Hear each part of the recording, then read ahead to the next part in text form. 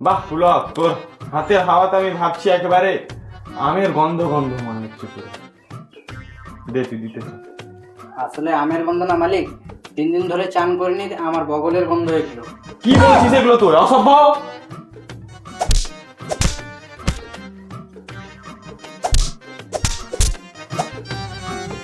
হয়তো ছড়া তুই কি বললি? হয় দেখবি মারে শুকিয়ে দেবো, কান পট্টি লাল করে দেবো। তোকে আমি কি কি করার জন্য রাখছি এখানে? তোকে আমি রাখছি এখানে হাওয়া দেওয়ার জন্য না, বগলের তোর গন্ধ শুকবো আমি। হে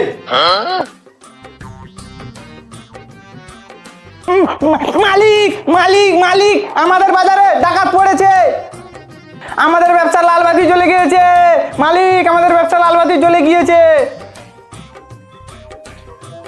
কি বললি?